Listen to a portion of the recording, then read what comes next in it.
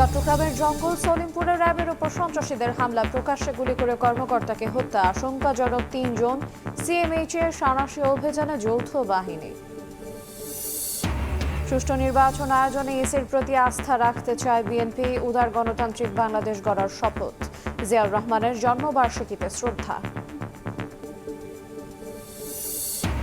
ইসির বিরুদ্ধে একটি দলের হয়ে কাজ করার অভিযোগ জামায়াতের, দ্বৈত নাগরিকত্ব ঋণ খেলাপিদের সংসদে দেখতে চায় না এনসিপি।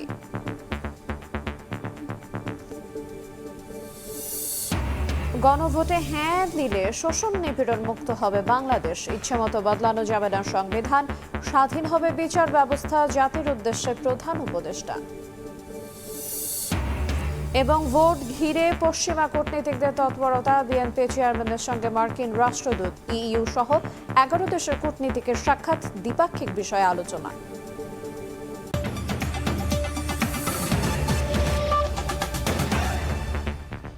দেখছিলেন শিরোনাম, প্রবাসের সময়ের সঙ্গে আছে আইরিন আয়াত। চট্টগ্রামের আলোচিত জঙ্গল সলিমপুরে ফের সন্ত্রাসী হামলার শিকার আইনশৃঙ্খলা বাহিনী। সোমবার দুপুরে অস্ত্র উদ্ধারে অভিযানে গেলে র্যাব সদস্যদের ওপরেই গুলি চালিয়ে হত্যা করা হয় ডিএডি পদমর্যাদার এক কর্মকর্তাকে। আহত হয়েছেন আরও 3 জন। জড়িতদের ধরতে সন্ত্রাসী অভিযান চালাচ্ছে যৌথ বাহিনী। সিসিটিভি ফুটেজে দেখা যায় সোমবার বিকেলে চট্টগ্রামের সীতাকুণ্ডের জঙ্গল সলিমপুরে অভিযানে যান র্যাব 7-এর সদস্যরা। এ সময় তাদের গাড়ি গতিরোধ করে দুর্বৃত্তরা, ভাঙচুর করা হয় গাড়ি। র্যাব সদস্যদের লক্ষ্য করে এলোপাতাড়ি গুলি চালালে র্যাবের 4 সদস্য গুলিবিদ্ধ হন। তাদের উদ্ধার করে সম্মিলিত সামরিক হাসপাতালে নিলে মোহাম্মদ মোতালেব নামে র্যাবের 1 সদস্যকে মৃত ঘোষণা করেন চিকিৎসক। অন্য 3 জন সম্মিলিত সামরিক হাসপাতালে চিকিৎসাধীন রয়েছে। জঙ্গল সলিমপুর দুর্গম পাহাড়ি এলাকা হওয়ায় এটি হয়ে উঠেছে সন্ত্রাসীদের নিরাপদ আস্তানা। এ ঘটনায় এলাকায় থমথমে অবস্থা বিরাজ করছে। ঘটনাস্থলে অতিরিক্ত পুলিশ ও র্যাব সদস্য মোতায়েন করা হয়েছে। মোহাম্মদ মোতালেব র্যাব 7-এর উপসহকারী পরিচালক হিসেবে কর্মরত ছিলেন। 4 দশক ধরে সরকারি পাহাড় কেটে গড়ে উঠেছে কয়েক হাজার অবৈধ বসতি। এখনো পাহাড় কেটে চলছে প্লট বাণিজ্য। আর এই বাণিজ্য ও দখল টিকিয়ে রাখতে এলাকাটিতে গড়ে তোলা হয়েছে সন্ত্রাসী বাহিনী। এলাকাটি সার্বক্ষণিক সশস্ত্র পাহারায় থাকে এসব সন্ত্রাসীরা। এলাকায় বাসিন্দাদের প্রবেশের জন্য রয়েছে পরিচয়পত্র। বাসিন্দা ছাড়া বাইরের কেউ এলাকায় ঢুকতে পারে না। এমনকি পুলিশ, জেলা প্রশাসনের লোকজনও এলাকাটিতে প্রবেশ করতে গিয়ে অনেকবার হামলার শিকার হয়েছেন। পার্থপ্রতিম বিশ্বাস, সময় সংবাদ, চট্টগ্রাম। এবার অন্য প্রসঙ্গ। সুষ্ঠু নির্বাচন আয়োজনে নির্বাচন কমিশনের প্রতি আস্থা আছে বিএনপির। উদার গণতান্ত্রিক বাংলাদেশ গড়তে দলটি শপথ নিয়েছে বলে জানিয়েছেন মহাসচিব মির্জা ফখরুল ইসলাম আলমগীর। বিএনপির প্রতিষ্ঠাতা শহীদ রাষ্ট্রপতি জিয়াউর রহমানের জন্মবার্ষিকীতে তাঁর সমাধিতে শ্রদ্ধা জানানোর শেষে এ কথা বলেন তিনি। সোমবার সকাল থেকে জিয়া উদ্যানে ফুল দেন নেতাকর্মীরা। বিএনপির প্রতিষ্ঠাতা শহীদ রাষ্ট্রপতি জিয়াউর রহমানের 90তম জন্মবার্ষিকী দিনটি স্মরণে সোমবার সকাল থেকেই তার সমাধিতে ভিড় করেন বিএনপির নেতাকর্মীরা। পূর্ব নির্ধারিত বেলা 11টার কিছু সময় পর দলের জ্যেষ্ঠ নেতাদের সঙ্গে নিয়ে সমাধিতে উপস্থিত হন বিএনপি মহাসচিব মির্জা ফখরুল ইসলাম আলমগীর। ফুল দিয়ে শ্রদ্ধা নিবেদন করেন নেতারা। পরে অংশ নেন দোয়া ও মোনাজাতে। সাংবাদিকদের সঙ্গে আলাপে দলের প্রতিষ্ঠাতার জন্মদিনে উদার গণতান্ত্রিক বাংলাদেশ গড়তে শপথ নেওয়ার কথা জানান বিএনপি মহাসচিব। ফেব্রুয়ারি মাসে 12 তারিখে নির্বাচন ঘোষিত হয়েছে।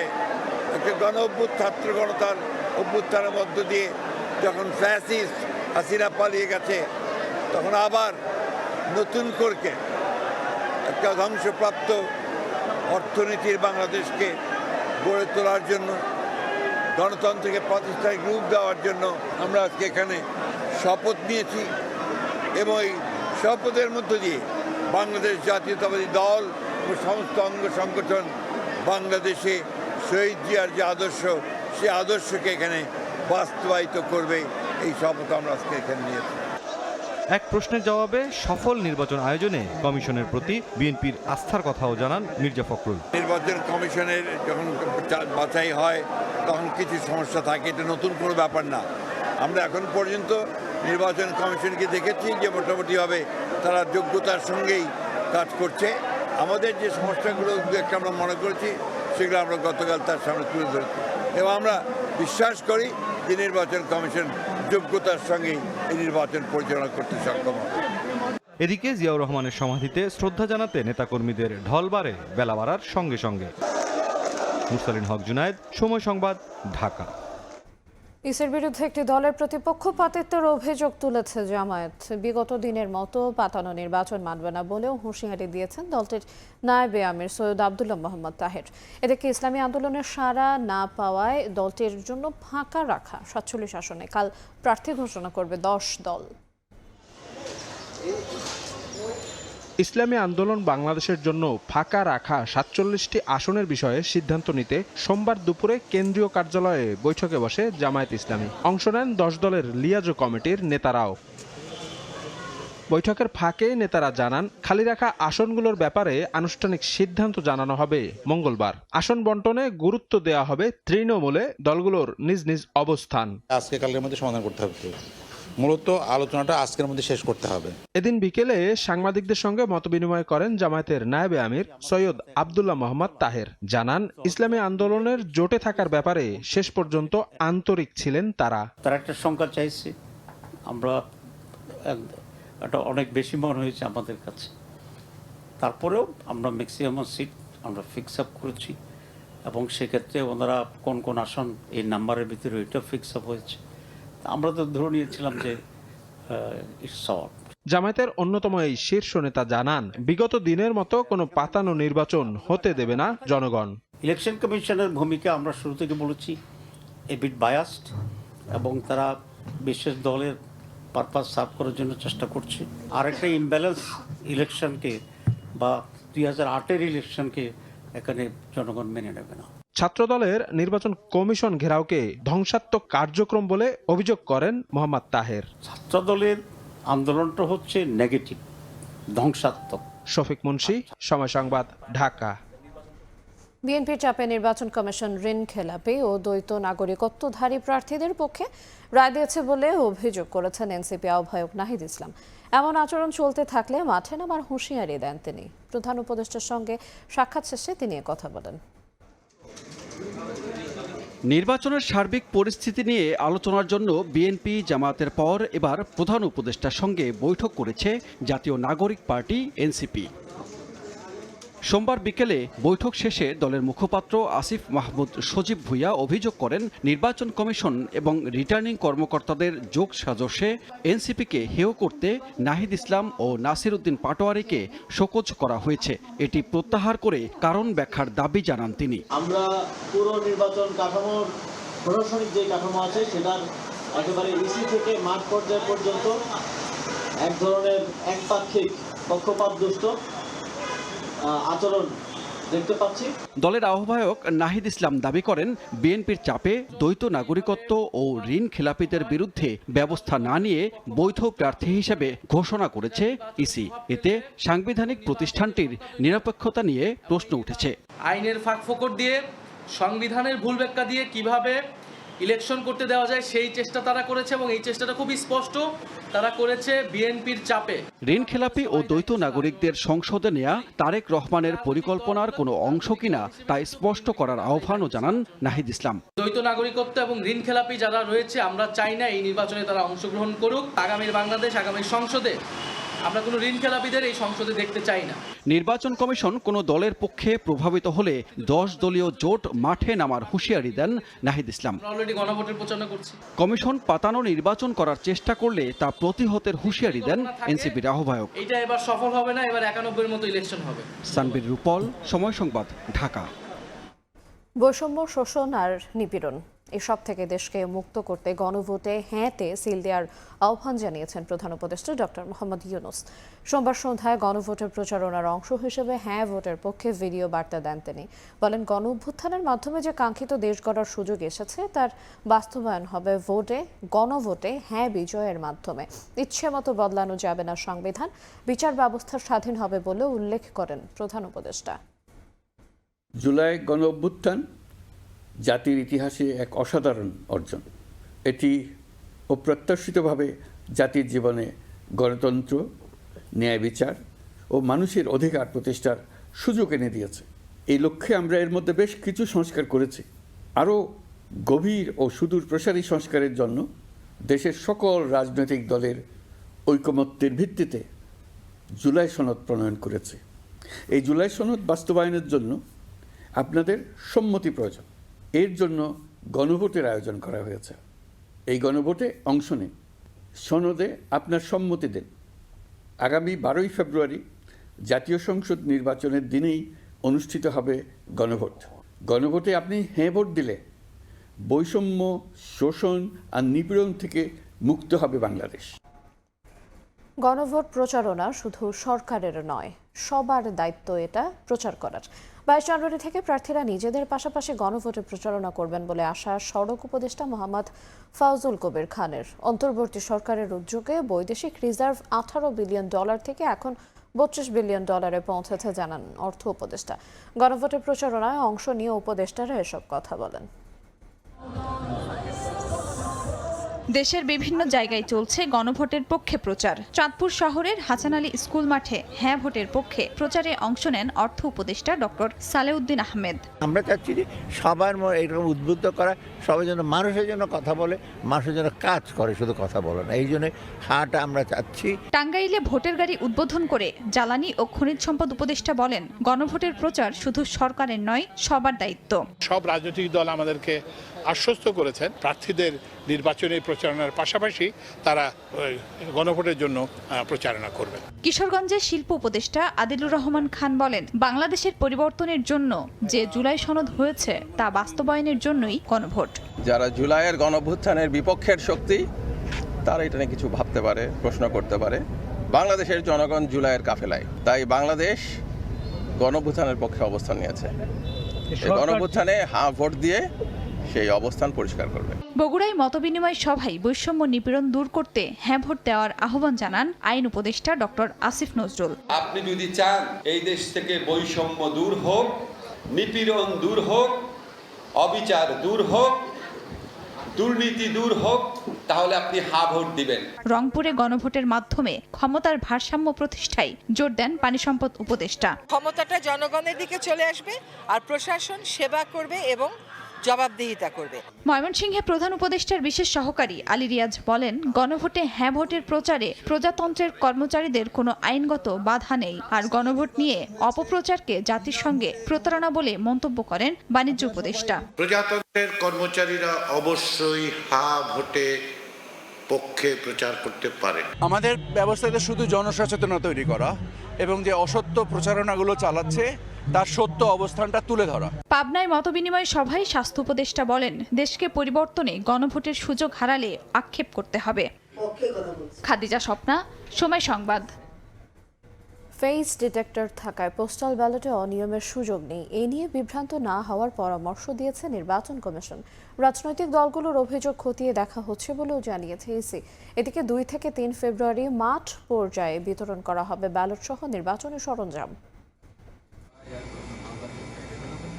পোস্টাল ব্যালটে প্রথম ভোটাধিকার প্রয়োগ করবেন প্রবাসীরা। আনন্দের পাশাপাশি সামনে আসছে নানা বিতর্ক, বিশেষ করে পোস্টাল ব্যালট নিয়ে সামাজিক যোগাযোগ মাধ্যমে নেতিবাচক নানা প্রচারণা ছড়িয়ে পড়েছে।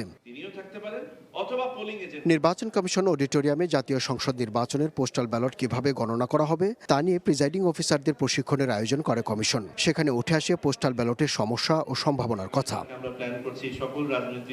নির্বাচন কমিশনার আবুল ফজল মোহাম্মদ সানাউল্লাহ জানান, প্রবাসী ভোটারদের স্থানান্তর, মোবাইল নম্বর পরিবর্তনের কারণে অনেক ব্যালট ফেরত আসছে। ব্যালটে ফেস ডিটেক্টর থাকায় কোনোভাবেই ভোট জালিয়াতির সুযোগ নেই বলেও জানান তিনি। বেশিরভাগই ভোট আকারে ফেরত আসবে, কিছু আসবে না। ইতিমধ্যে কিছু কিন্তু আমাদের ড্যামেজ হওয়া শুরু হয়েছে, যেমন ভুল ঠিকানা যারা লিখেছেন তাদের ব্যালট কিন্তু আনডেলিভার্ড বাংলাদেশে ফেরত আসছে। এটা যাবেই না আপনাদের কাছে, এটা পোস্টাল ডিপার্টমেন্টের কাছে রয়ে যাবে। এদিকে নির্বাচন কমিশন ভবনে নিজ দপ্তরে সাংবাদিকদের সঙ্গে আলাপ করেন কমিশনার আনোয়ারুল ইসলাম সরকার। তিনি বলেন, রাজনৈতিক দলগুলোর পক্ষ থেকে যে সমস্ত অভিযোগ আসছে তা খতিয়ে দেখা হচ্ছে। বিভিন্ন রাজনৈতিক দল তারা তো তাদের মত, তাদের বক্তব্য বলার অধিকার রাখে, বলছে, এবং আমরা সেই বিষয়গুলো খতিয়ে দেখছি। কোনো চাপ নেই, কারণ সবাই চাচ্ছে ভালো নির্বাচন। আগামী 2 থেকে 3 ফেব্রুয়ারি মাঠ পর্যায়ে নির্বাচনী সরঞ্জাম পাঠানো হবে বলেও জানিয়েছে নির্বাচন কমিশন। আব্দুল্লাহ শাফি, সময় সংবাদ, ঢাকা। ত্রয়োদশ জাতীয় সংসদ নির্বাচনে সারা দেশে মোট ৪২,৭৬১টি ভোট কেন্দ্র স্থাপন করা হবে। এর মধ্যে ১৬,৫৪৮টি ঝুঁকিপূর্ণ, মারাত্মক ঝুঁকিপূর্ণ ৮,৭৮০টি। স্বরাষ্ট্র উপদেষ্টা জানিয়েছেন, এসব কেন্দ্রে বডি ক্যামেরা, ড্রোন ও ডগ স্কোয়াড ব্যবহার করবে আইনশৃঙ্খলা বাহিনী। ৮ থেকে ১৪ ফেব্রুয়ারি দায়িত্ব পালন করবেন প্রায় ৯ লাখ সদস্য। নির্বাচন ঘনিয়ে আসায় সারা দেশে সবচেয়ে আলোচিত বিষয় আইন শৃঙ্খলা পরিস্থিতি। সবকিছু স্বাভাবিক রাখার পাশাপাশি অবৈধ অস্ত্র উদ্ধারে জোরালো দাবিও রয়েছে নাগরিকদের পক্ষ থেকে। শৃঙ্খলা সংক্রান্ত উপদেষ্টা পরিষদে সোমবার বিকেলে সচিবালয়ে আইন শৃঙ্খলা সংক্রান্ত উপদেষ্টা পরিষদ কমিটির বৈঠকে সর্বোচ্চ গুরুত্ব পায় নির্বাচনে আইন শৃঙ্খলা নিয়ন্ত্রণ প্রসঙ্গ। বৈঠক শেষে ব্রিফিংয়ে স্বরাষ্ট্র উপদেষ্টা জানান, নির্বাচনে নিরাপত্তা ব্যবস্থা গ্রহণ করার বিষয়টিকে সর্বোচ্চ অগ্রাধিকার দেওয়া হচ্ছে। আইন শৃঙ্খলা বাহিনীর সদস্যরা ৮ থেকে ১৪ ফেব্রুয়ারি দায়িত্ব পালন করবেন জানিয়ে উপদেষ্টা বলেন, দুষ্কৃতিকারীদের দ্রুত গ্রেপ্তার করে আইনি ব্যবস্থা গ্রহণের নির্দেশ দেওয়া হয়েছে। আইন শৃঙ্খলা রক্ষা বাহিনীর সদস্যরা ৮ থেকে ১৪ ফেব্রুয়ারি পর্যন্ত মোট ৭ দিন দায়িত্ব পালন করবেন। সর্বমোট ৮,৯৭,১১৭ জন আইন শৃঙ্খলা বাহিনীর সদস্য মোতায়েন করা হবে। নির্বাচনে বাধাগ্রস্ত করার যে কোনো অপতৎপরতা প্রতিরোধে ব্যবস্থা গ্রহণ করতে পারবে। নির্বাচনে সারা দেশের ৪২,৭৬১টি ভোট কেন্দ্রের মধ্যে ১৬,৫৪৮টি ঝুঁকিপূর্ণ এবং ৮,৭৮০টি মারাত্মক ঝুঁকিপূর্ণ জানিয়ে উপদেষ্টা বলেন, এসব কেন্দ্রে পুলিশের বডি ক্যামেরার পাশাপাশি ড্রোন ও ডগ স্কোয়াড ব্যবহার করা হবে।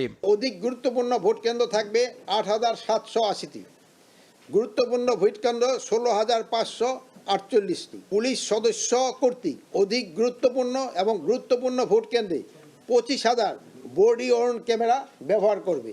আইন শৃঙ্খলা বাহিনী ৪১৮টি ড্রোন ব্যবহার করবে। বিভিন্ন বাহিনী তাদের ডগ স্কোয়াডও ব্যবহার করবে। দেশের সব ভোট কেন্দ্রে সিসিটিভি স্থাপন করার কথাও জানান স্বরাষ্ট্র উপদেষ্টা। প্রতিটি ভোট কেন্দ্রে সিসিটিভি স্থাপন করা হবে। প্রসূন আশিস, সময় সংবাদ, ঢাকা। বিএনপি চেয়ারম্যান তারেক রহমানের সঙ্গে সৌজন্য সাক্ষাৎ করেছেন বাংলাদেশের নবনিযুক্ত মার্কিন রাষ্ট্রদূত ব্রেন্ট ক্রিস্টেনসেন। বৈঠকে নির্বাচন, দ্বিপাক্ষিক সম্পর্ক, বাণিজ্য সহ নানা ইস্যুতে আলোচনা হয়। এদিন গুলশান কার্যালয়ে আসেন বাংলাদেশে নিযুক্ত ইউরোপীয় ইউনিয়নের রাষ্ট্রদূত মাইকেল মিলার সহ আরও কয়েক দেশের রাষ্ট্রদূত। এ সময় নির্বাচনী পরিবেশ নিয়ে সন্তোষ প্রকাশ করেন কূটনীতিকরা। নির্বাচন সামনে রেখে কূটনীতিকদের তৎপরতা বিএনপি চেয়ারম্যানের গুলশান কার্যালয়ে। সোমবার বিকেলে বিএনপির গুলশান কার্যালয়ে দলের চেয়ারম্যান তারেক রহমানের সঙ্গে সৌজন্য সাক্ষাৎ করেন ঢাকায় নিযুক্ত নতুন মার্কিন রাষ্ট্রদূত ব্রেন্ট ক্রিস্টেনসেন। এ সময় দ্বিপাক্ষিক নানা বিষয়ে আলোচনা করেন তারা। একই দিন তারেক রহমানের কার্যালয়ে আসেন ইউরোপীয় ইউনিয়নের রাষ্ট্রদূত মাইকেল মিলারের নেতৃত্বে German, France, Sweden, Denmark, Spain ও ইতালির রাষ্ট্রদূতরা। এর আগে সকালে বিএনপি চেয়ারম্যানের সঙ্গে দেখা করেন বাংলাদেশে নিযুক্ত কানাডার হাই কমিশনার অজিত সিং। কূটনীতিকদের সাক্ষাৎ শেষে সাংবাদিকদের ব্রিফ করেন তারেক রহমানের পররাষ্ট্র বিষয়ক উপদেষ্টা ও যুগ্ম মহাসচিব হুমায়ুন কবির। জানান, কিভাবে দ্বিপাক্ষিক সম্পর্ক উন্নয়ন করা যায় সে বিষয়ে আলাপ হয়েছে রাষ্ট্রদূতদের সঙ্গে। এছাড়াও বাণিজ্য, বিনিয়োগ এবং রোহিঙ্গা ইস্যুর মতো বিষয়গুলো আলোচনায় গুরুত্ব পেয়েছে। কিভাবে দ্বিপাক্ষিক সম্পর্ক উন্নয়ন করা যায়, এখানে ট্রেড ইনভেস্টমেন্ট নিয়ে আলোচনা হয়েছে, বিভিন্ন কোঅপারেশন, ইন্টারন্যাশনাল কোঅপারেশনমূলক আলোচনা হয়েছে। যুক্তরাষ্ট্র will be an important partner, US is an important development partner of Bangladesh. Rohingya issue নিয়ে কিভাবে এটা আগামীতে আমরা একটা মাল্টিল্যাটারাল প্রসেসে এটা রিজলভ করা যায়, কারণ this will remain a national security concern, one of our top priorities. আমরা এটা we need to resolve this. সেখানে আমরা মাল্টিল্যাটারাল সাপোর্ট সিক করব। এ সময় দেশের নির্বাচনী পরিবেশ নিয়েও সন্তোষ প্রকাশ করেন কূটনীতিকরা। ভালো একটা প্রসেসের দিকে এখন বাংলাদেশ যাচ্ছে।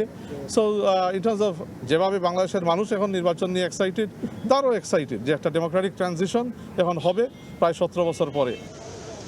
এদিন 11 রাষ্ট্রদূতের সঙ্গে সৌজন্য সাক্ষাৎ করেন বিএনপি চেয়ারম্যান তারেক রহমান। মাইমুনা হায়দার চৌধুরী, সময় সংবাদ, ঢাকা। স্লোগান, মিছিল, মিটিং আর দোষারোপের নয়, আগামীর রাজনীতি হবে মানব কল্যাণে, এমনটাই মন্তব্য করেছেন বিএনপির চেয়ারম্যান তারেক রহমান।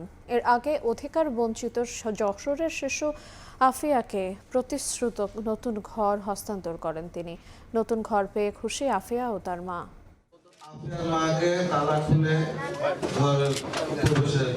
ঘরের চাবি হাতে পেয়ে আবেগে আপ্লুত শিশু আফিয়ার মা মনিরা খাতুন অশ্রুসিক্ত নয়নে জানান কৃতজ্ঞতা। থাকতে পারবো আমার বাচ্চাটা নিয়ে, আমি অনেক অনেক খুশি, অনেক ধন্যবাদ তারেক রহমান ভাইকে। সোমবার দুপুরে যশোর সদরের বাজুয়াডাঙ্গা গ্রামে সেমি পাকা ঘর আনুষ্ঠানিকভাবে হস্তান্তর করা হয় আফিয়ার মায়ের কাছে। এই সময় ঢাকা থেকে ভার্চুয়ালি যুক্ত হন বিএনপি চেয়ারম্যান তারেক রহমান। জানান, দেশ গড়তে সংস্কারের পাশাপাশি মানুষের জন্য কাজ করতে চায় তার দল। আফিয়ার পাশে যেমন আমরা দাঁড়িয়েছি, এরকম বাংলাদেশের হাজার হাজার আফিয়া আছে, যারা অসহায় মা আছে, তাদের পাশে আমরা দাঁড়াতে চাই। রাজনৈতিক দল হিসেবে যখন আমরা শুধু দল হিসেবে থাকছি, তখন আমাদের অবস্থান থেকে আমরা কিছু মানুষকে হয়তো সহযোগিতা পাশে দাঁড়াতে পারছি। আমরা দেশের মানুষের সমর্থন নিয়ে সরকার গঠনে সক্ষম হলে সরকারের যে শক্তি আছে, সেই শক্তি নিয়ে আমরা আমাদের কাজগুলোকে সেইভাবেই গড়ে তুলতে চাই যে সাধারণ মানুষ যাতে উপকৃত হয়। রাজনীতিটাকে আমরা নিয়ে যেতে চাচ্ছি মানুষের উপকারের জন্য। মিটিং মিছিলের মধ্যে রাজনীতি রাখতে চাইছে না, শুধুমাত্র এক দল আরেক দলকে শুধু দোষারোপ করবে। এই দোষারোপের রাজনীতি করলে তো মানুষের পেট ভরে না। কি করলে মানুষের পেট ভরবে, কি করলে মানুষ ভালো থাকবে, সেই কাজগুলো আমরা শুরু করতে চাই, সেই কাজগুলো আমরা করতে চাই। প্রতিশ্রুত নতুন ঘর হস্তান্তরে আফিয়ার মায়ের পাশাপাশি খুশি প্রতিবেশীরাও। ঘর ছিল না, আমি ঘরটা পেয়ে অনেক খুশি হয়েছি। তারেক রহমানকে ধন্যবাদ, সে যেন এরকম আরো যারা অসহায় মানুষকে যেন দেখে। জন্মের পর আফিয়া অ্যালবেনিজম রোগে আক্রান্ত হলে মাকে তালাক দিয়ে বিদেশে পাড়ি জমান বাবা মোজাফফর। বিষয়টি সময় সংবাদে প্রতিবেদন আকারে প্রকাশ করলে নজরে আসে তারেক রহমানের। সময় সংবাদ, যশোর। গণ অভ্যুত্থানের রাজধানীর চানখারপুলে 6 শিক্ষার্থী হত্যা মামলায় রায় মঙ্গলবার। 24 আন্দোলনের আইনশৃঙ্খলা বাহিনীর বিরুদ্ধে এটি প্রথম রায়। এদিকে সাবেক প্রধানমন্ত্রী শেখ হাসিনার নির্দেশে গুম সংস্কার বাস্তবায়ন হতো বলে ট্রাইব্যুনালে সাক্ষ্য দিয়েছেন ভুক্তভোগী হুম্মাম কাদের চৌধুরী। জেআইসি সেলে গুম ও নির্যাতনের ঘটনায় মানবতা বিরোধী অপরাধের মামলায় সাক্ষ্য দেন তিনি। প্রাইম মিনিস্টার সেকেন্ড চান্স দিতে চান, এই কথা বলে 7 মাস পর আয়নাঘর থেকে মুক্তি দেওয়া হয় হুম্মাম কাদের চৌধুরীকে। মুক্তির পর গুমের কথা না জানাতে হুমকিও দেওয়া হয় তাকে। জিআইসি সেলে গুম ও নির্যাতনের ঘটনায় মানবতা বিরোধী অপরাধের মামলায় সোমবার ট্রাইব্যুনালে সাক্ষ্য দেন হুম্মাম কাদের চৌধুরী। সাক্ষ্য প্রদান শেষে শেখ হাসিনা ও গুমের সঙ্গে সংশ্লিষ্টদের সুষ্ঠু বিচার চান তিনি।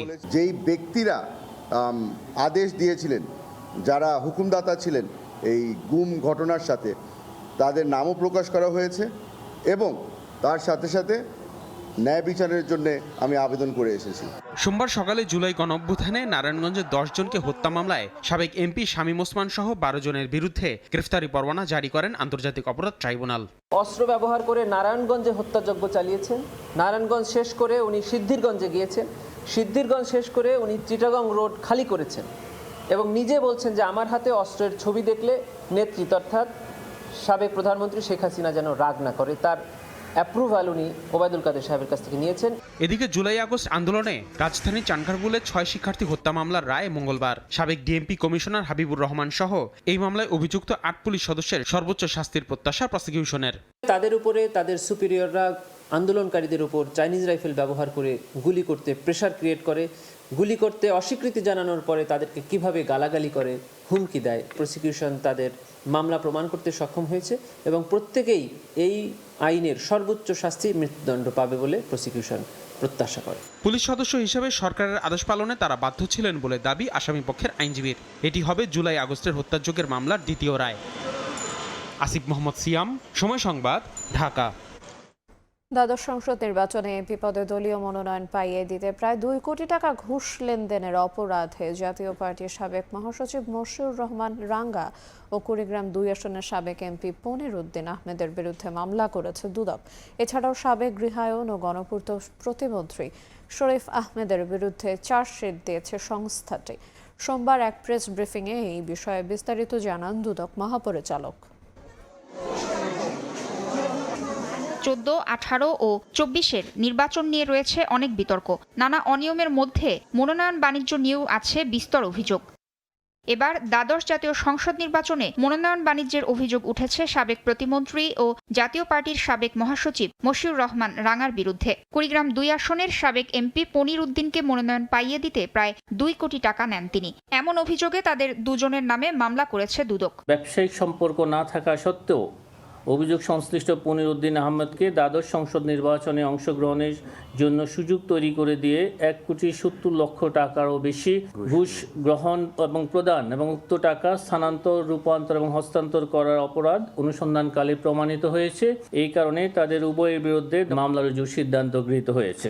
আসন্ন জাতীয় সংসদ নির্বাচনে মনোনয়ন বাণিজ্য হচ্ছে কিনা তা খতিয়ে দেখা হবে বলে জানান দুদক মহাপরিচালক। বলেন, এ নিয়ে কাজ করে যাচ্ছে সংশ্লিষ্ট কমিটি। কোনো সুনির্দিষ্ট যদি অভিযোগ থাকে সেটা যদি আপনারা উপস্থাপন করেন এবং কোনো মাধ্যম যদি সেটা আমাদের কাছে আসে, আমাদের দুর্নীতি দমন কমিশন আইন এবং বিধি অনুযায়ী অবশ্যই সেই বিষয়গুলো খতিয়ে দেখা হবে। এদিকে প্রায় 3 কোটি টাকার অবৈধ সম্পদ ও 42 কোটি টাকার সন্দেহজনক লেনদেনের মামলার আসামি সাবেক গৃহায়ন ও গণপূর্ত প্রতিমন্ত্রী শরীফ আহমেদের বিরুদ্ধে চার্জশিট দিয়েছে দুর্নীতি দমন কমিশন।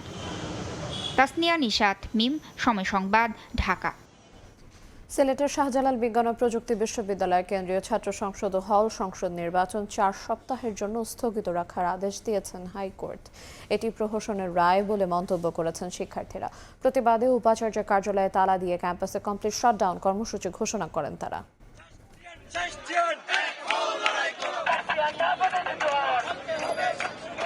নির্ধারিত সময়ে সাকসু নির্বাচনের দাবিতে শিক্ষার্থীদের স্লোগানে মুখরিত সিলেটের শাহজালাল বিজ্ঞান ও প্রযুক্তি বিশ্ববিদ্যালয় ক্যাম্পাস। প্রতিটি প্যানেল ও প্রার্থীরা যখন প্রচারণায় ব্যস্ত, সেই মুহূর্তে সোমবার দুপুরে সাকসু নির্বাচন 4 সপ্তাহের জন্য স্থগিতাদেশ দেন হাইকোর্ট। আদালত জানান, জাতীয় নির্বাচনের পর সাকসু ভোটে কোনো বাধা নেই। এ নিয়ে রিটকারী আইনজীবী বলছেন, ত্রয়োদশ জাতীয় সংসদ নির্বাচনের জন্য দেশে সব ভোট স্থগিতের নির্দেশ দিয়েছিলেন নির্বাচন কমিশন। তবে সাকসু নির্বাচনের অনুমতি দিয়ে কমিশন নিজেই নির্দেশনা ভঙ্গ করেছে। নির্বাচন কমিশনের অনুমোদনটাকে, যেটা শাহজালাল বিশ্ববিদ্যালয়কে দেয়া হয়েছিল নির্বাচনটা করার জন্য, সেটাকে 4 সপ্তাহের জন্য স্থগিত করেছেন। সো এরপরে নির্বাচন হওয়ায় কোনো ধরনের বাধা নেই। এদিকে হাইকোর্টের রায় ঘোষণার পর ক্যাম্পাসে কমপ্লিট শাটডাউন কর্মসূচি ঘোষণা করেন আন্দোলনকারীরা। তালা দেয়া হয় উপাচার্যের কার্যালয়ে। আদেশের বিরুদ্ধে চেম্বার আদালতে আপিল করেন তারা রিট করলে আগে করতো, আমরা আইনিভাবে মোকাবেলা করতাম, কিন্তু তারা প্ল্যান করে এমন ভাবে করেছে আমাদের জন্য ন্যূনতম সময় তারা রাখে নাই। এই অঞ্চল, এই জনপদের মানুষদেরকে সাথে নিয়ে আমাদের ন্যায্য অধিকার আগামীকালকে সাকসু নির্বাচন আদায় করে শিক্ষার্থীদের ম্যান্ডেট নিয়ে আমাদের প্রতিনিধি আমরা নির্বাচন করব। 20 জানুয়ারি সাকসু নির্বাচনের ভোট গ্রহণ অনুষ্ঠিত হওয়ার কথা ছিল। আমিনুল ইসলাম, সময় সংবাদ। ভবঘুরে ছদ্মবেশে একে একে 6 খুন। সাভারে 2 নারীর পোড়া লাশ উদ্ধারের পর ধরা পড়ে সিরিয়াল কিলার মশিউর রহমান সম্রাট। পরে তাকে ঢাকার চিফ জুডিশিয়াল ম্যাজিস্ট্রেট আদালতে হাজির করা হলে স্বীকারোক্তিমূলক জবানবন্দি দেয়। সে মানসিক বিকারগ্রস্ত নয়, বরং সে ছদ্মবেশী কিলার বলে জানায় পুলিশ। সিসিটিভির ফুটেজে দেখা যায় সাভার পৌর কমিউনিটি সেন্টারের ভেতর থেকে টেনে বের করা হচ্ছে একজনের মরদেহ। পরে তাকে কাঁধে করে নিয়ে যেতে দেখা যায় এক ব্যক্তিকে। সিসিটিভির ফুটেজ বিশ্লেষণ করে রোববার দুপুরে এক কিশোরী সহ 2 জনের পোড়া লাশ উদ্ধারের ঘটনায় মশিউর রহমান ওরফে সম্রাটকে গ্রেফতার দেখানো হয়। সম্রাটকে চিফ জুডিশিয়াল ম্যাজিস্ট্রেট আদালতে হাজির করা হলে ফৌজদারি কার্যবিধি 164 ধারায় জবানবন্দি রেকর্ড করা হয়। বৃদ্ধা, নারী ও এক কিশোরী সহ 6 জনকে খুন করেছে মশিউর রহমান ওরফে সম্রাট। প্রাথমিক জিজ্ঞাসাবাদে তিনি এসব খুনের সঙ্গে জড়িত থাকার কথা স্বীকার করেছেন বলে জানায় পুলিশ। প্রাথমিক তদন্তের তথ্য অনুযায়ী সম্রাট প্রথম 2025 সালের 4 জুলাই আসমা বেগম নামে এক বৃদ্ধাকে শ্বাসরোধ করে হত্যা করে। অভিযুক্ত সম্রাট মানসিক বিকারগ্রস্ত নন, সে ছদ্মবেশী কিলার। সাভার বাস স্ট্যান্ডে, সাভার থানা রোডে, সাভার থানার আশপাশে সব জায়গায় ঘুরে বেড়াতো ভবঘুরের মতো। সাভারবাসী আমরা খুব আতঙ্কের মধ্যে আছি, কারণ যে পৌর কমিটি সেন্টারটা ছিল এখন সেটা খুব ভয়ঙ্কর রূপ নিয়েছে। এখানে যে আরো মার্ডার হবে না তারও কোনো নিশ্চয়তা নাই। দয়া করে আপনার প্লিজ এইটা সংস্কারের ব্যবস্থা করুন। ভবঘুরে ভাবে সে ঘোরাফেরা করে, ভবঘুরে হিসাবে আমরা তাকে জানি। পাগলের কোনো সিমটম, সাইন বা সিমটম আমরা কোনো কিছুই আমরা তার মধ্যে পাইনি। স্থানীয়রা বলছে 2024 সালের 5 আগস্টের পর থেকে এই এলাকায় ভবঘুরের মতো ঘোরাফেরা করত মশিউর। সময় সংবাদ, সাভার। মাদারীপুরে কিশোর গ্যাংয়ের দুই পক্ষের সংঘর্ষে 5 জন আহত হয়েছেন। 2 মাস আগের সংঘর্ষের জেরে শহরের বটতলা ও জেলা পরিষদ এলাকায় নিষাদ ও জিদান গ্রুপের মধ্যে ধাওয়া পাল্টা ধাওয়া হয়। এ সময় অর্ধশত হাত বোমার বিস্ফোরণ ঘটানো হয়, ভাঙচুর করা হয় বসতঘর ও দোকানপাট। পুলিশ ও সেনাবাহিনী ঘটনাস্থলে গিয়ে পরিস্থিতি নিয়ন্ত্রণে আনে। আটক করা হয় 2 জনকে।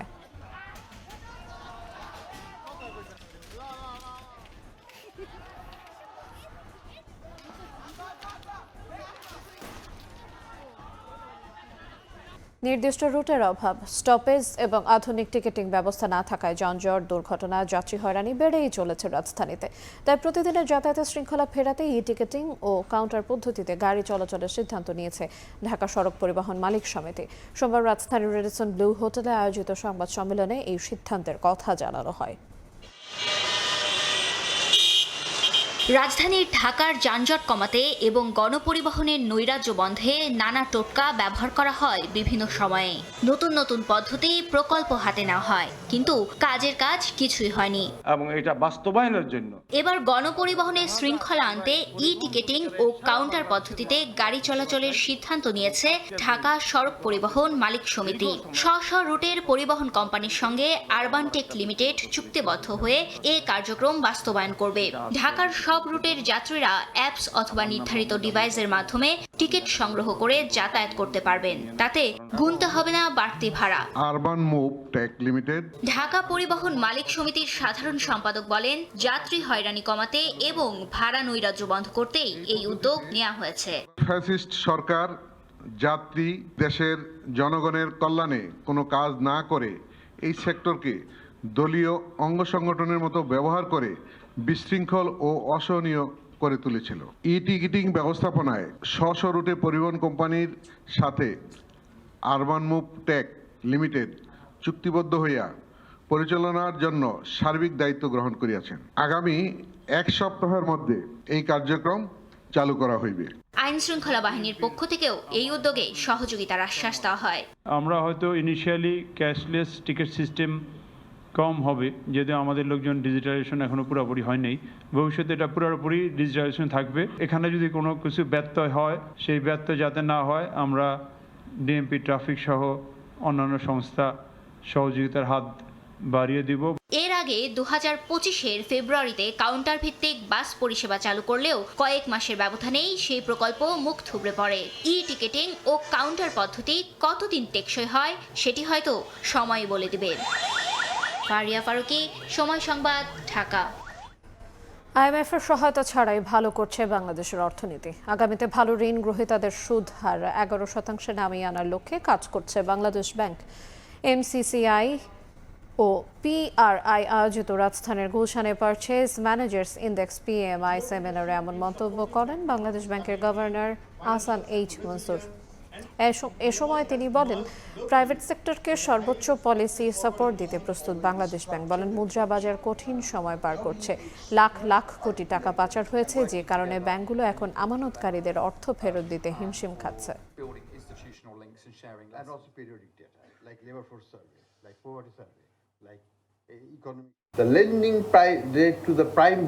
মূল্যস্ফীতি সমন্বয় করে সুদ হার কমানোর সিদ্ধান্ত নেবে বাংলাদেশ ব্যাংক। ব্যবসায়িক সংকট কাটাতেও কাজ করা হচ্ছে। রাজনৈতিক পরিচয় নয়, সবাইকে অন্ধভাবে সহায়তা করবে কেন্দ্রীয় ব্যাংক। ইরানের সরকার বিরোধী আন্দোলনের দায়ে যুক্তরাষ্ট্র ইসরায়েলের ওপর চাপালেন ঢাকায় নিযুক্ত দেশটির রাষ্ট্রদূত জলিল রহিমি জাহনাবাদী। স্টারলিংক ব্যবহার করে অপতথ্য ছড়ানোর অভিযোগ করেন তিনি। ইরানকে অস্থিতিশীল করার লক্ষ্যে সহিংসতা ছড়িয়ে দেওয়া হয় বলেও দাবি তার। সরকার বিরোধী আন্দোলনের সহিংসতা, প্রাণহানির ঘটনা ঘটে ইরানের বিভিন্ন শহরে। মৃতের সংখ্যা নিয়ে তৈরি হয়েছে নানা আলোচনা সমালোচনা। এমন অস্থিরতার জন্য শুরু থেকেই পশ্চিমা দেশগুলোর সংশ্লিষ্টতার অভিযোগ করে আসছে তেহরান। সোমবার সকালে ঢাকার ইরান দূতাবাসে গণমাধ্যম কর্মীদের সঙ্গে মতবিনিময় করেন দেশটির রাষ্ট্রদূত জলিল রহিমি জাহনাবাদী। বলেন, স্টারলিংকের মতো স্যাটেলাইট ভিত্তিক ইন্টারনেট ব্যবহার করে পরিকল্পিতভাবে ছড়ানো হয়েছে অপতথ্য। ডোনাল্ড ট্রাম্প ও বাইডেনের মধ্যে পার্থক্য আছে। বাইডেন ওবামা প্রশাসন ট্রাম্পের মতো এতটা আক্রমণাত্মক ছিল না। তারা আমাদের অভ্যন্তরীণ বিষয়ে হস্তক্ষেপ করতে চায়, তবে এত নগ্নভাবে নয়। আমাদের পারমাণবিক অস্ত্র নেই, তবে এইটুকু বলতে পারি শক্তিশালী আত্মরক্ষার ব্যবস্থা রয়েছে। যে কোনো শক্তি প্রতিহত করতে আমরা প্রস্তুত। রাষ্ট্রদূতের দাবি, সাধারণ মানুষের অসন্তোষকে পুঁজি করে সশস্ত্র প্রশিক্ষণ ও উস্কানির মাধ্যমে দেশের বিভিন্ন স্থানে সহিংসতা ছড়িয়ে দেওয়া হয়। মূল লক্ষ্য ছিল ইরানকে অস্থিতিশীল করা। জলিল রাহিমি জানান, চলমান সহিংসতায় এখনও নিহতের সুনির্দিষ্ট সংখ্যা নির্ধারণ করা সম্ভব হয়নি। আমি জানি কতজন মারা গেছে, সংখ্যাটা উল্লেখযোগ্য এটা বলতে পারি। তবে আমাদের পুলিশের 100 জন সদস্য সন্ত্রাসীদের হাতে মৃত্যুবরণ করেছেন, এতটুকু আমরা জানতে পেরেছি। সব মিলিয়ে কতজন মৃত্যুবরণ করেছেন এবং সন্ত্রাসীদের হাতে কতজন মারা গেছেন তা এখনই বলা সম্ভব নয়। আন্দোলন মোকাবেলায় গোয়েন্দা ব্যর্থতা ছিল কিনা এমন প্রশ্নও এড়িয়ে যান ইরানি রাষ্ট্রদূত। শাতিলা শারমিন, সময় সংবাদ, ঢাকা। দক্ষিণ আফ্রিকার জোহানেসবার্গে ট্রাকের সঙ্গে স্কুলগামী মিনিবাসের সংঘর্ষে অন্তত 13 শিক্ষার্থী নিহত হয়েছে। এ ঘটনায় শোক জানিয়েছেন দেশটির প্রেসিডেন্ট সিরিল রামাফোসা। দুইজনের অবস্থা আশঙ্কাজনক বলে জানা গেছে। সোমবার সকালে দেশটির দক্ষিণাঞ্চলের ভান্ডারবেল পার্ক এলাকায় মর্মান্তিক এই দুর্ঘটনা ঘটে। পুলিশ জানায়, ওভারটেক করার চেষ্টা করলে মিনিবাসের চালক নিয়ন্ত্রণ হারিয়ে ট্রাকটিকে ধাক্কা দেয়। এ সময় ঘটনাস্থলে 11 জনের মৃত্যু হয়। পরে উদ্ধারকর্মীরা বাকিদের হাসপাতালে নিলে 2 জন নিহত হন। নিহতরা প্রাথমিক ও মাধ্যমিকের শিক্ষার্থী বলে জানা গেছে।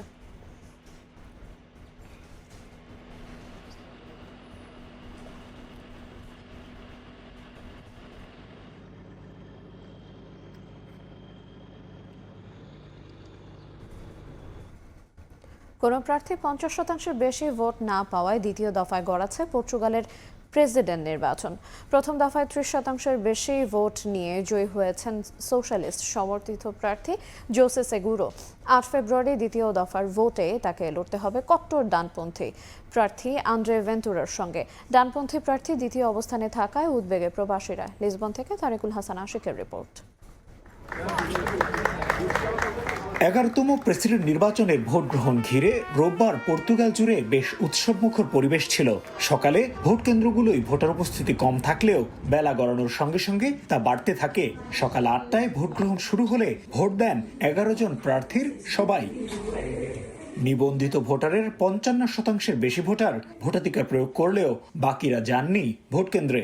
নির্বাচন দ্বিতীয় দফায় গড়াবে এমন শঙ্কা নিয়েই ভোট দেন পর্তুগিজরা। রাজধানী লিসবন ও বন্দরনগরী পোর্তো সহ বিভিন্ন শহর বা অঞ্চলে নিবন্ধিত ভোট কেন্দ্রে ভোট দেন পর্তুগালের নাগরিকত্ব নেয়া প্রবাসী বাংলাদেশিরা। কাজকর্ম সেরে সন্ধ্যায়ও ভোট দেন অনেকে।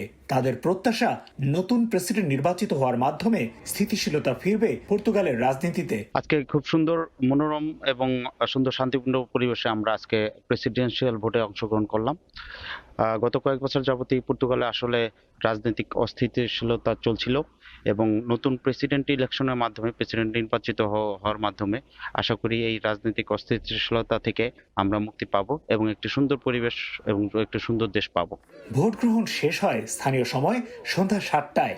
ঘণ্টাখানেক পরই বিভিন্ন কেন্দ্র থেকে আসতে থাকে ফলাফল। কোন প্রার্থী 50% বেশি ভোট না পেলেও 30% বেশি ভোট পেয়ে প্রথম ধাপে বিজয়ী হন সোশ্যালিস্ট সমর্থিত প্রার্থী জোসে সেগুরো। অন্যদিকে 25% বেশি ভোট নিয়ে দ্বিতীয় অবস্থানে রয়েছেন কট্টর ডানপন্থী নেতা আন্দ্রে ভেন্তুরা।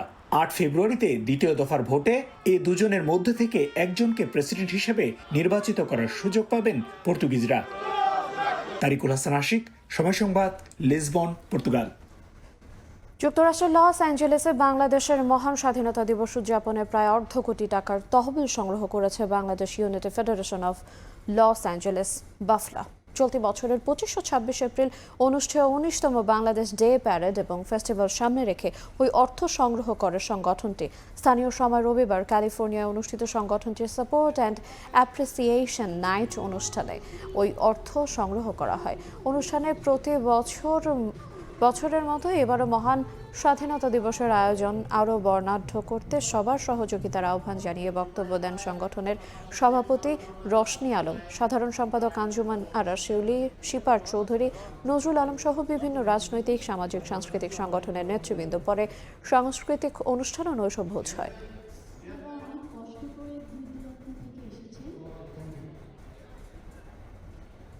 বাংলাদেশ ইউনিটি ফেডারেশন করছেন কেন? বাংলাদেশ আপনার ইউনিটি ফেডারেশন। জার্মানির বার্লিনে চলছে সবুজ সপ্তাহ মেলা। এতে জার্মানি ছাড়াও অংশ নিয়েছে বিশ্বের 50টি দেশ। মেলায় প্রদর্শিত হচ্ছে কৃষিজাত পণ্যের পাশাপাশি অর্গানিক নানা খাদ্য সামগ্রী। মেলা দেখতে ভিড় করছেন স্থানীয়দের পাশাপাশি পর্যটকরা। জার্মানি থেকে বিস্তারিত জানাচ্ছেন বিতু বড়ুয়া। জার্মানির রাজধানী বার্লিনে শুরু হয়েছে সবুজ সপ্তাহ 2026। স্থানীয় ভাষায় যাকে বলা হয় গ্রিনে ভকে। বিশ্বের সবচেয়ে বৃহত্তম ও আদি এই কৃষি ও কৃষিজাত পণ্যের মেলায় জার্মানি ছাড়াও বিশ্বের 50টি দেশের প্রায় 1,500-এরও বেশি পরিবেশক ও প্রদর্শক অংশ নিয়েছেন। ক্রেতা বিক্রেতাদের সামনে প্রদর্শন করছেন নিজেদের উৎপাদিত ও উদ্ভাবিত নানা অর্গানিক খাদ্য ও পণ্য সামগ্রী। নরওয়ের স্টল থেকে আপনাদেরকে স্বাগত জানাচ্ছি। এবারের মেলায় পরিবেশন করছি আমাদের দেশের সবচেয়ে জনপ্রিয় ও মজাদার স্যামন মাছের রেসিপি। সঙ্গে আছে নানা স্বাদের ফ্রুটসের ডেজার্ট। এবারের সবুজ সপ্তাহের আয়োজনটা অন্য বছরের চেয়ে বেশ আকর্ষণীয়। বিশেষ করে মেলার ডিজাইন অনেক সুন্দর। আবার বিদেশের যে খাবার জার্মানিতে পাওয়া যায় না, সেটি আমরা এই মেলা থেকে সংগ্রহ করতে পারছি। সব মিলিয়ে আনন্দ হচ্ছে। নানা সাংস্কৃতিক আয়োজনের মধ্য দিয়ে গেল 16 জানুয়ারি শুরু হয় এই মেলা। এতে কাঠ, বাঁশ ও মাটির তৈরি নানা আসবাবের পাশাপাশি জার্মান সেনাবাহিনীর অত্যাধুনিক সমরযান প্রদর্শিত হচ্ছে। এছাড়াও স্থানীয় কৃষি খামারে বেড়ে ওঠা নানা জাতের গবাদি পশুও আনা হয়েছে। প্রথমবারের মতো মেলায় বেবিলনের ঝুলন্ত উদ্যানের আদলে একটি ফুলের বাগান তৈরি করা হয়েছে, যার নজর কাটছে দর্শনার্থীদের। আমি প্রথমবার এই সবুজের মেলায় এসেছি। অসাধারণ লাগছে সবকিছু। মেলার ভেতরে এত বিশাল ফুলের বাগান দেখে অবাক হয়েছি। সত্যিই খুব সুন্দর। 1926 সালে বার্লিনে প্রথমবারের মতো যাত্রা শুরু হয় এই সবুজ সপ্তাহের। আর শতবর্ষে পদার্পণ করা এই মেলার উদ্বোধন করেন জার্মান প্রেসিডেন্ট ফ্রাঙ্ক ভাল্টার স্টাইনমায়ার। মেলা চলবে আগামী 25 জানুয়ারি পর্যন্ত। মানুষের জীবন ও জীবিকার তাগিদে প্রাণ, প্রকৃতি এবং জীববৈচিত্র্যকে বাঁচিয়ে রাখার যে কোনো বিকল্প হতে পারে না। বার্লিনের এই সবুজ সপ্তাহ তারই বড় প্রমাণ। তাই সবুজ পৃথিবী গড়ার পাশাপাশি নবায়নযোগ্য এবং টেকসই উন্নয়ন হোক সবার অঙ্গীকার। জার্মানির বার্লিন থেকে বিটু বড়ুয়া, সময় সংবাদ। প্রবাসের সময় পর্যায়ে শীর্ষ সংবাদগুলো জানিয়ে দেব আরেকবার। চট্টগ্রামের জঙ্গল সলিমপুর র্যাবের উপর সন্ত্রাসীদের হামলা, প্রকাশ্যে গুলি করে কর্মকর্তাকে হত্যা। আশঙ্কাজনক 3 জন সিএমএইচে, সন্ত্রাসী অভিযানে যৌথ বাহিনী। সুষ্ঠু নির্বাচন আয়োজনে ইসির প্রতি আস্থা রাখতে চায় বিএনপি। উদার গণতান্ত্রিক বাংলাদেশ গড়ার শপথ, জিয়াউর রহমানের জন্মবার্ষিকীতে শ্রদ্ধা। এবং ইসির বিরুদ্ধে একটি দলের হয়ে কাজ করার অভিযোগ জামায়াতের। দ্বৈত নাগরিকত্ব ও ঋণ খেলাপিদের সংসদে দেখতে চায় না এনসিপি।